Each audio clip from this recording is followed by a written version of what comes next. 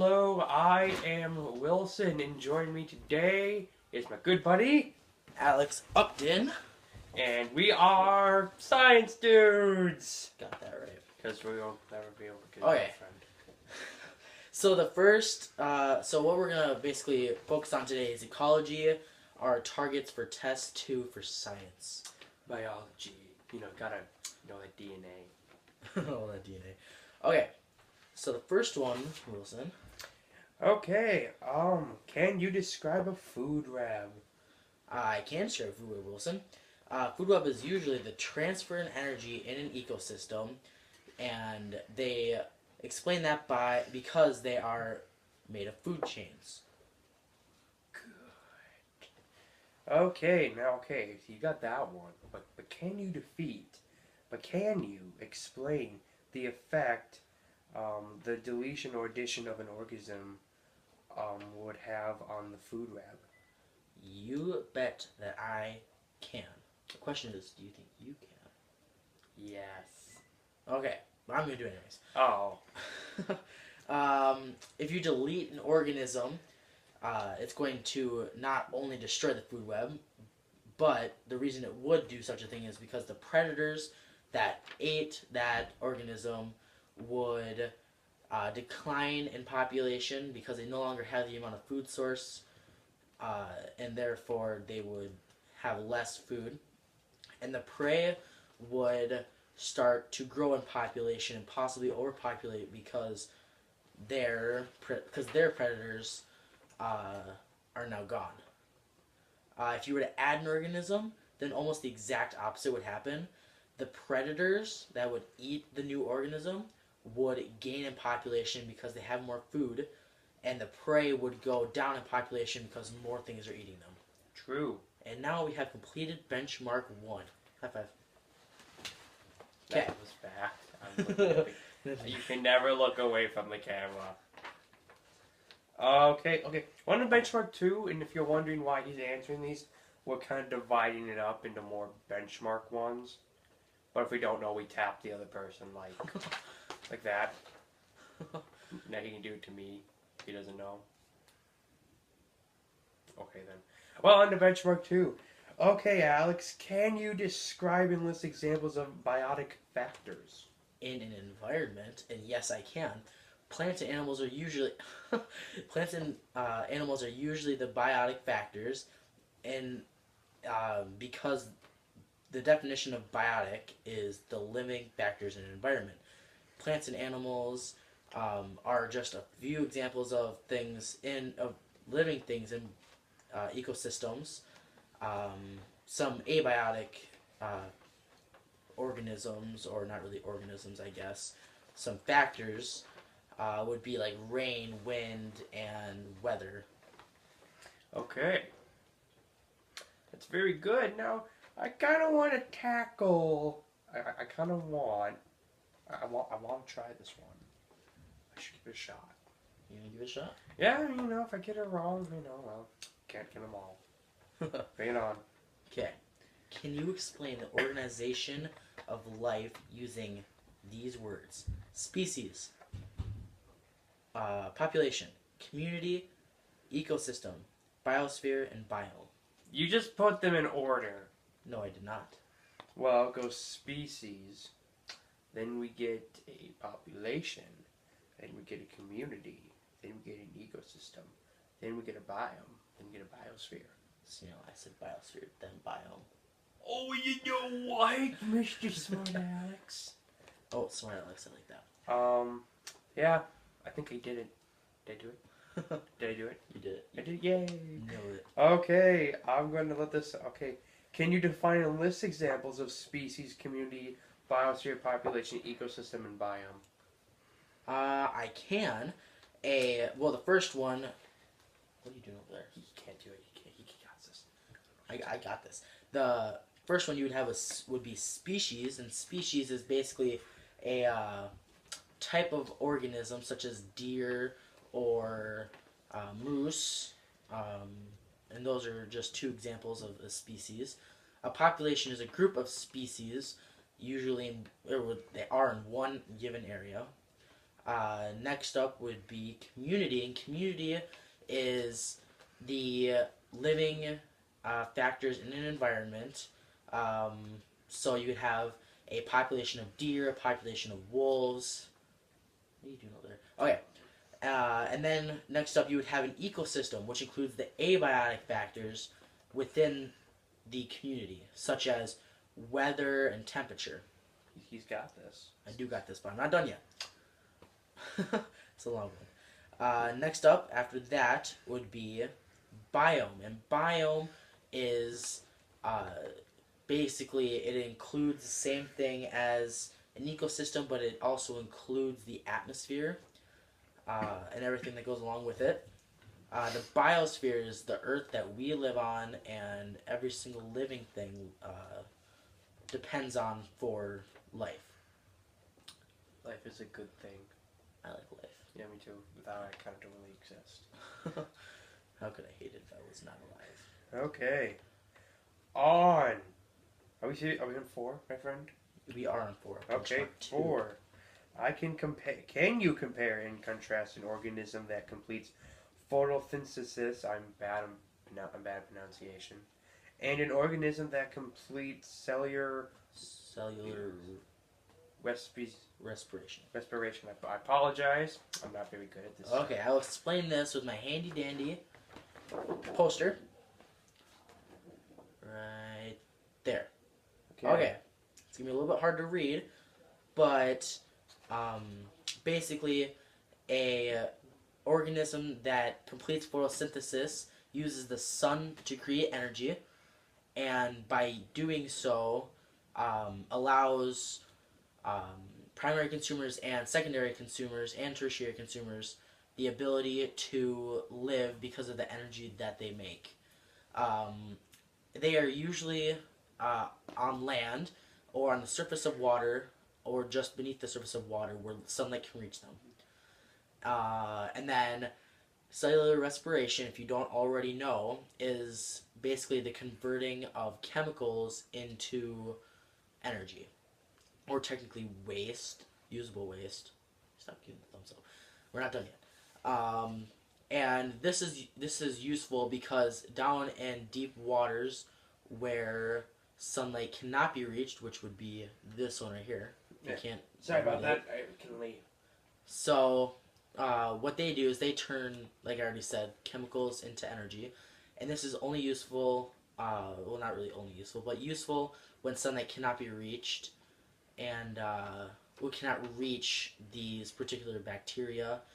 And in order for life to have energy down beneath the water, where energy cannot be made by these primary producers, is through the chemicals that are made into energy that are eaten. Yeah, that's the end of that one. So are we good for this? Yeah, that one's done.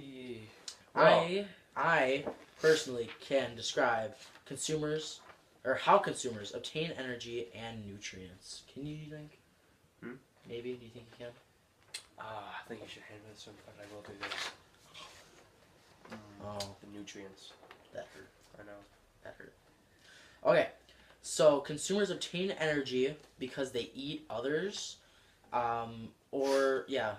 they eat others. Like a rabbit eats a carrot, and then the rabbit gets eaten by like a hawk. Let's eat rabbits. Why not? Why not? For the sake of this video. But this is not always the most efficient way because they would only get 10% of the energy that the producer would make. Or they would only get 10% from what they're eating. So now we're on number 6 out of 15 in benchmark 2. Okay, I think I can do this. You can do this one? Yeah, so I'm pretty sure I can define and describe and list examples of feeding patterns of a carnivore. A carnivore is a kind of animal that only eats meat, like I'm about to do. Tasty. Very tasty. Herbivore, that one mainly eats plants. The more, kind of just plants like carrots and apples. They like fruit and vegetables. A scavenger will come in after an animal has been killed and kind of just pick at it, hoping for leftovers. An omnivore will eat either meat or fruit or veggies or plants, stuff like that. And a decomposer will, like it says, it decomposes dead animals and uses its minerals to put back in the soil so plants can grow. And then like that whole cycle of the food web continues. That's number 7. Well, I apologize for, kind of going. I apologize for answering that. Okay. Well, anyway, we're going to go over, just in case you didn't catch it, I can explain how energy flows through an ecosystem. So it starts at the base or at the beginning with plants getting energy from the sun or chemicals. There's usually. water. And water, but same thing. Anyway, they're producing energy, and they get 100% of the energy that they use. Now, the ones who eat them are considered primary consumers, and they get 10% of this energy. Not the most efficient, but it's still 10% of the energy that they're going to need.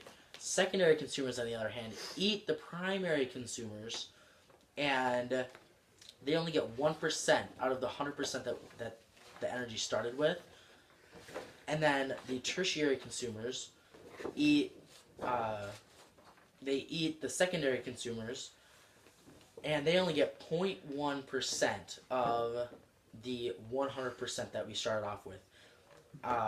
This can be explained because 10%, or the reason that they only get 10% of the one before them, is because the rest of it is lost to heat, and it basically that's where it all goes. So if you wanted to be anything, try to be a plant, because you will probably live longer. What if there are a lot of rabbits? Or other things like squirrels? Only be a bacteria, that way you won't be killed. Okay. I can construct a simple food chain that will not exceed 4 levels for the simplicity of it. Up a little bit more. Just cover your face. Perfect. I'm gone. Okay.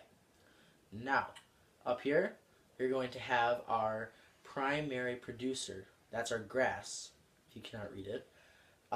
They get their energy from the sunlight and convert it into the energy that they use, and they'll have 100% of the energy. This one right here is considered a primary consumer. That is a grasshopper that eats the grass and only gets 10% of the energy. This one right here is the secondary consumer, and that would be a spider which eats the grasshopper and only gets 1% of the energy from that we started out with the primary producer. Then on the bottom here, right there, and they only get 0.1%. Now you can imagine that they had to eat a lot of... What is our 0.1% that we are using? That's the energy. Yeah. That's the energy. Which animal? That's the bird. Okay. The bird. So in this case, because the bird eats the spider, and the spider ate the grasshopper, and the grasshopper ate the grass, he is only going to get 0.1%. Now you can imagine that he'd have to eat a lot of spiders in order to get the amount of energy that he's going to need. Especially if there's more of his species in the given environment. This one is over. So, now that that one is done, we are on to number 9 out of 15 on benchmark 2. Okay. I can explain why a food chain typically does not Oh, no, that one's right. Why it doesn't exceed the 4 levels that we just showed you. That is because usually there would not be enough energy left for another group to get enough energy as it is, because they would get 0.01%. And they'd have to eat how many to get that 1% that they would need? That 100%. Yeah, it would take a lot of food. Take over 9,000. And so, what kind of happens instead is you have the decomposers. And the decomposers decompose every single level of producer and consumer and gives it back to the soil, which will then produce more primary producers to restart the cycle once again. And yeah, decomposers for the win. Yes, decomposers for the win. Okay, here's one. Can you compare and describe the 3 types of ecological pyramids? Okay, this one will help you understand the basic food chain a little bit better. Biomass period. What? Biomass. Biomass. That is one of them. Now, the first one I'm going to talk about is the energy. The energy pyramid, basically, it tells you the energy flow from primary producer all the way to tertiary. So at the bottom, as we've already explained, the primary producer at the base of the pyramid will have 100% of the energy. And then, after that is eaten, 90% of that will go to the heat, and only 10% will move on to those who eat it, which are our primary producers, or primary consumers, sorry. They will get 10% of the energy, and then 90% of what they have is given off to heat, and we'll move on to our secondary consumers. Our secondary consumers, in our example, is the spider, will get 1% of the energy that the primary producer had. So, because the spider gets so little, you have to imagine that he eats a lot of grasshoppers. But, not even that far after him, that spider will get eaten and lose 90% of it to the heat over here, and will go, and only 10% of it, which is 0.1% of what we started with, over to the bird at the top of the pyramid. That is our tertiary consumer. That is how the energy pyramid works. Moving on to the number system, at the bottom you will have the grass and how much grass. Then you will have your grasshopper and how many grasshoppers in that ecosystem. Then you will have your... Spiders! Do you like spiders? No. Okay, I just thought you were a fan there for a second. I don't like spiders. And they will have... the 10% rule doesn't always apply to this, but they will have... this will give you the number of spiders in the given area. And then you will have the birds at the very top, which is still our tertiary consumers. That will give us the number of birds. Now these two kind of link hand in hand, because if you put them together, you will know that the grass will have 100% of the energy, and so on and so forth. Last but not least, the biomass pyramid. Sorry. So the grass, let's say it'll start out with 5,000 grams of, I guess, mass or biomass, and then the grasshopper, after it eats the grass, will get 10% of it, which would be 500 grams, and so on and so forth, as we have explained before. That 10% rule does apply to that as well. Now, moving on to number 11, I can describe how matter moves through the biosphere. But can he? But can I? I don't know, can he? You want to test me? Yeah. Okay. The mass in a biosphere is mainly through eaten and decomposed throughout the cycle. So the point of bacteria decomposing is so that way we don't have leftover matter, so all the matter will break down and go back into the ground to restart the cycle once more. And that's how matter works in the biosphere. He beat me. He did it. I did that. That I did. But I bet you can't describe how water moves through the biosphere. You bet that I can. Suchai knows everything. Yes, I do. So what happens is you start off with your lakes and your oceans at the bottom of the earth. And then what happens is they will go up through evaporation into the clouds. Right here. I'm a cloud. Your cloud. This cloud. Outside. So they will go into the cloud. And then you also have transpiration. And those will go from the leaves and the plants over the clouds. And the clouds will rain on their parade all the way up here. And they will send all that water back. Now, you might be wondering, where does all that water go if it hits the land? Well, land will be absorbed through the soil and will create more primary producers for the cycle. Or it will go into rivers eventually, or in underwater deposits, and flow back into the oceans and lakes. I can identify the importance of the main nutrient cycles. So I actually have here some diagrams here. So the first one is the water cycle. And the water cycle is the one I just kind of explained through evaporation, transpiration, and precipitation. And then we have the carbon cycle. The carbon cycle basically tells you what part of the carbon what the carbon that we let off, what the environment lets off, and what the environment gives back.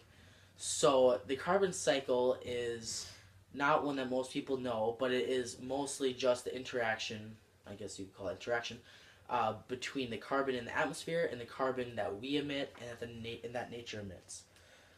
Then you have the nitrogen cycle, which is again between the humans, the environment, and yeah, pretty much, and then just the physical land. That too is also just working hand in hand between the atmosphere, nitrogen, and what we give off and what nature gives off. Same thing with the phosphorus, although phosphorus is also given off by animals and stuff like that, and that is given off, and that will go up into the atmosphere and then come back down back to where it started once more, redoing the cycle once more. All these do work hand in hand with each other and all happen at the same time. Now, that's not to say that it's happening at the exact same time, that all of the nitrogen, phosphorus, and carbon and water are coming out at the same time, but that all these happen that they all occur all the time to keep nature in full effect. Nailed it.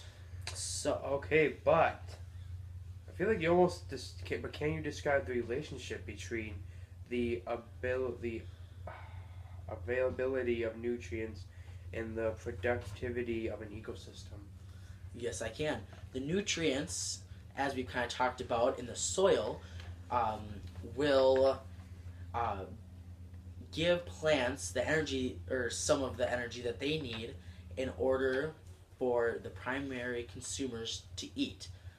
This already describes some productivity in and of itself, because the ecosystem is already basically it's having an activity, the interaction between the two. This will go on throughout the whole chain and will basically go on forever as long as something does not interrupt it. An example of that, and one that we'll touch on later too, is Isle Royale and how our effects with global warming have affected that environment in such a drastic way that The moose. the moose and the wolves may not survive if we don't intervene more. And that's where the productivity of an ecosystem can be destroyed from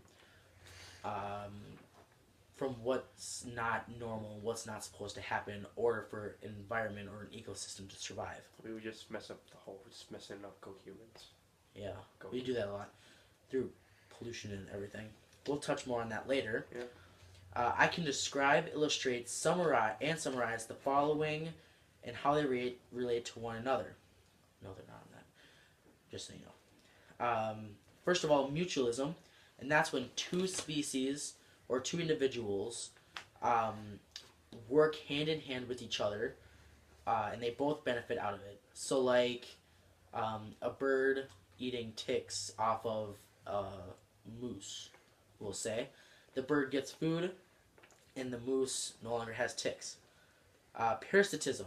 One species or individual will gain, and the other will not. This can be seen just through the, I guess you could say, typical example of a worm eating all of the nutrients inside of another organism, so that organism is not getting the nutrients it needs in order to survive. Commensalism is when one species or individual gains and the other one is unaffected, such as different animals that cannot walk will ride on the backs of different animals who can, and will then be transported. You can see this a lot in flowers, like as spores that will stick to your clothes and carry on with you until they fall off and then seed somewhere new. Competition can be easily seen in almost all environments for competition of resources. Resources are always at a high demand for every single organism. An easy one would be water. We constantly need water. Fish need water. Moose need water. Wolves need water. Every living thing needs water. Yes, and so if you're isolated in the middle of a continent such as Africa, which is this one, this one right here, Right behind us. Right here. That is the. right here. Yep. I think. Yes, this is Africa right here. Yep. If you're in the middle of Africa, you're not gonna be able to get to the ocean, and so you're gonna have to depend on a lake Or a river. or a river for food and water. Now, if you were gonna be eaten by wolves, would you go to that water? No. And that's where the competition for resources comes into effect. Then you have predation, which will fit in perfectly with what I just explained. If you're a moose and wolves need food, you're going to be in trouble. And that's when one species or individual gains and the other one loses, again, just in a different way. Moving on to benchmark 3, because we just completed number 2. High five. Okay, I'm going to be taking over the majority of this one. I apologize if I stutter, sneeze, cough, stuff like that. I'm feeling kind of under the weather. But I can describe the factors that affect population growth. Factors that affect population growth can be pollution, disease, weather, temperature, overpopulation of like their prey, or underpopulation of their prey also affects it. I mean that we look from Alex. Another thing that can affect the population growth is how much they have, and of what gender they have. I think I did a good job. Yeah, that just about that. I think you got just about everything there. Okay, and I'm gonna do the lovely craft paper of this guy. The next thing I can explain what happens during, and I apologize on bad pronunciation, exponential growth. Now, as you can see here, during exponential growth, we see a very huge increase in the population of a species in a very short amount of time. As our example, we put number of bacteria in time, which is in days. I'm not entirely sure if this is very accurate. I don't think it is. I'm pretty sure they spread a lot faster. Yes, I see the bunny ears. We have in day 1, it's about 10. Day 2, we hit it at like 50. And by day 3, it's up at 120. But if things start getting too big and they start depleting the resources, well, we can go up to this. And it is that I can graph and explain what happens during a logistical growth. Now, what happens during logistical growth is that, well, we have number of mooses this time, and the time is in years. As we see, the moose are having a very steady increase. By year 1 at 4, more huge increase. By now we're at 12. Then we hit about roughly 14 at about, seems to be that's at like year 2.5, and so on to year 3. That means they're at, which is very good to lean on to this one, which is their carrying capacity. And that will lead on to the next one. I can identify and describe the factors that determine carrying capacity. Things I can determine this are how many resources they have, whether or not there's any competition to get that, how many of this one species of this population is there, what the weather and temperature are like that year, and I'm pretty sure that just nailed that. Yes. Yes, you did. Yeah, so just want to say those 4 really go well together. Yes, they do. And I can also describe population density and the factors that limit it. Well, it's not what I just said. Good job, Wilson. Disease is a huge one. Another one, an example There are a lot of examples of that, such as if a species is introduced to a new, I would say, virus, and in a dense population, it will spread very quickly and will kill a lot of them very quickly. Yeah, you can investigate also the research they have and limiting factors of the same, a lot of the same thing, disease, and how much they just have.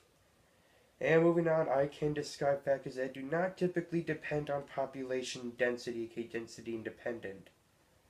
Things that do not typically depend on population density is like temperature and weather. Those are the two main ones. And I can also compare density dependent versus density independent factors.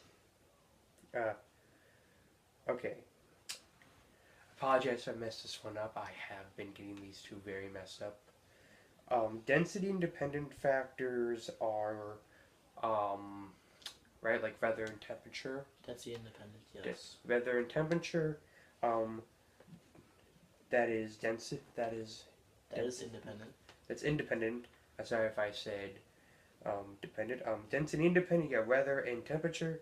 Density dependent is like disease and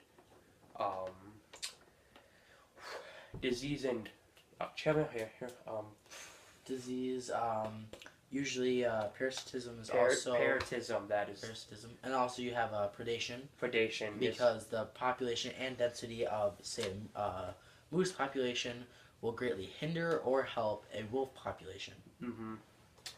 Well, and on to the final one. I can describe how human populations have changed over time, and no, I'm not going to give you a lecture on the history of humanity. Yeah, we tried that, didn't go so well. Human populations change over time, and the fact we have spread throughout the entire Earth. We control, but in doing so, we have also used its natural resources to our advantage, and sometimes we use them to, when we use them, it doesn't entirely help the environment and the whole biosphere and environment and ecosystem that we live in. So true. Which helps leads us to benchmark 4, but we're done with benchmark 3, so yeah. Nailed it. Benchmark 4 is that I can explain how our daily activities affect the environment. Well, despite from, we pollute, we leave plastic out, we leave cardboard, we leave paper, and that just has to deteriorate, and that takes hundreds, thousands, even millions of years. And we have radiation. Acid rain is a really good example that affects pretty much everything. Depending on where you live, it is greater or less.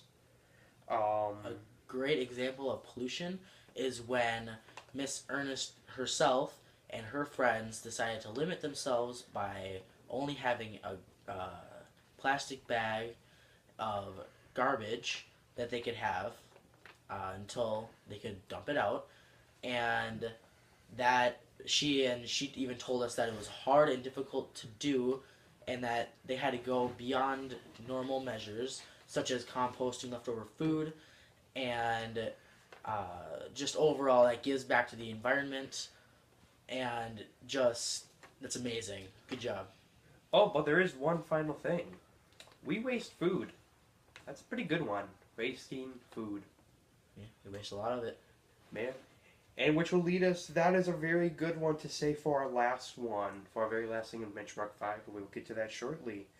But the next one is I can compare the relationship between resource and the sustainable development. Now, the thing is that sustainable development is that we are using those resources as fast as they are being produced.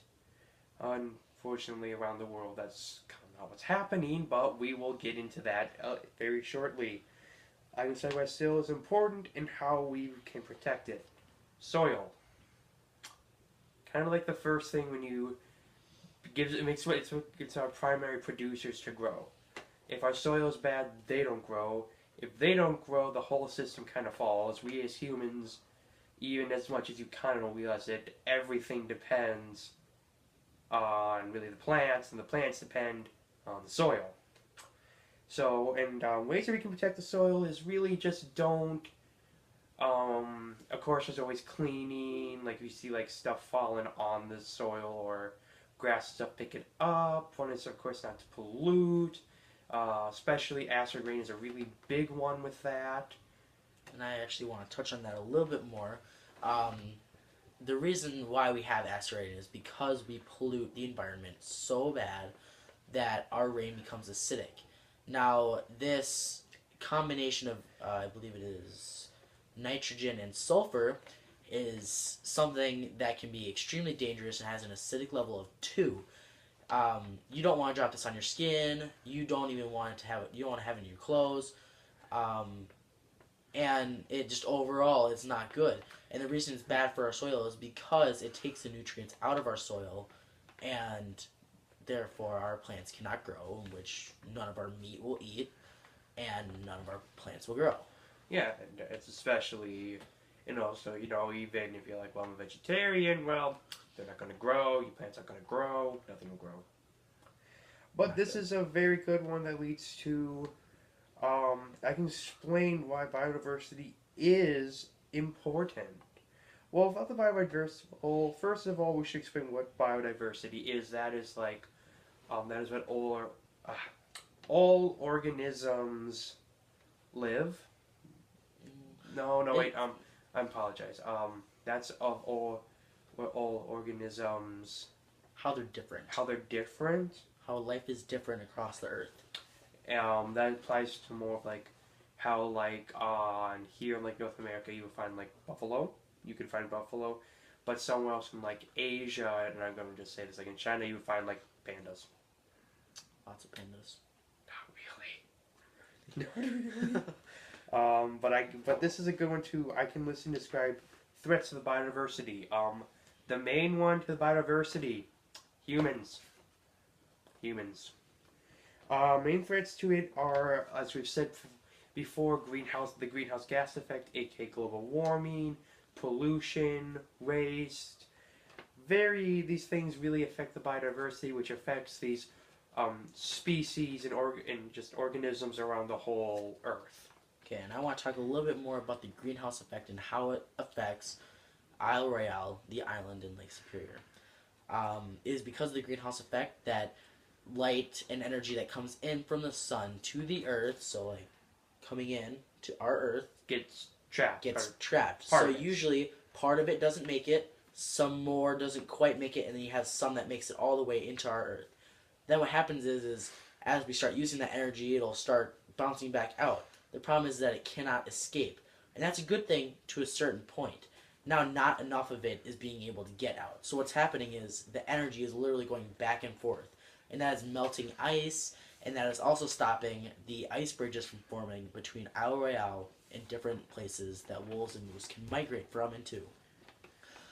And that will actually lead us into a huge, discussion later, but that'll also lead us into the next benchmark on how we can identify and ways that we can preserve the biodiversity. Good ways to do that now, it'd be really tough. We don't have to maybe want to try using more solar, wind, and water, because those are things that we will always have. We can always use. They're natural, right? Well, yeah, they're natural. We will always have them. And there's really no defects to them, are there? Other than using a little bit of our natural resources that will eventually grow back over time, and getting future energy from them, right? Like solar power is a great example from a renewable resource such as the sun, wind and for the wind, energy. And then water for the water. But another way to really like biodiversity is, of course, if you see trash on the ground, pick it up. It's actually a pretty good one. Yes. And I know what you're thinking, am I impacting the earth? You are impacting the earth by helping it. You're like, oh, one bottle I just dropped, what can that do? Can do a lot. There's a lot in that plastic bottle, those chemicals. Yes. And picking it up, and I just want to point this out, that majority of things that we have are recyclable. Yes, they are. And what's really sad is when we just decide to throw them on the ground, and then it takes thousands of years, or maybe sometimes hundreds or thousands or millions of years in order for that to degrade, yet we're too lazy to spend the couple seconds or maybe 2 minutes to go throw it away in the trash can or put it in the recycling bin. And this is a great one that leads to our final benchmark for number 5 and our final one. I can compare the average American ecological footprint to the world average. America wastes more. We waste more, we cause more pollution, more of that. Yeah. Believe it or not, we are actually smaller. This is about us right here. Yeah, and we use more. Wait, are we over here? I think this is us over here, actually. Yes, it is. Yes, this is over. This is. We us. apologize. We're not pointing at you, Russia. This is not geography. Yes. And actually, we are very small compared to Africa, right here. The continent of Africa. The continent of Africa, and then the continent of Asia and Russia. We are actually very small, yet we use more than everybody else. You think we say the continent of Europe, in the country of Russia, but we use more than second place, and second place is more or less even like the entire continent of Europe, which is probably second. We use more than that, and we're just one country. And we're the smallest. If you can look at it, we are the smallest, and we don't even have in this area. We don't have as many people as are over here, and yet we're still using more in this small amount of space. In fact, it can, in terms of waste, in terms of like food waste, we have 3 times more than our entire population, which is, yeah, we waste a lot.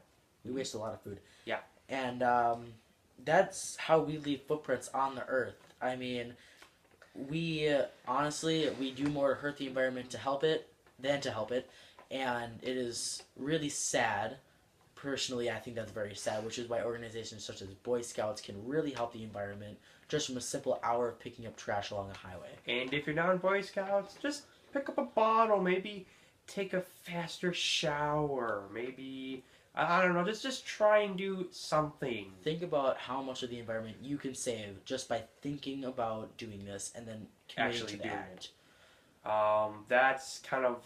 Well, I think that pretty wraps up these targets, these benchmarks, and everything. What do you think? I think that does, which means we get a high five.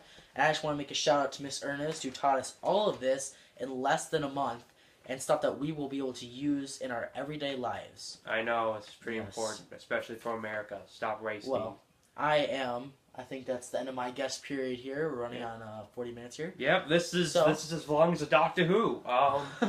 Well, this has been Wilson and Alex, Science Dudes. Good.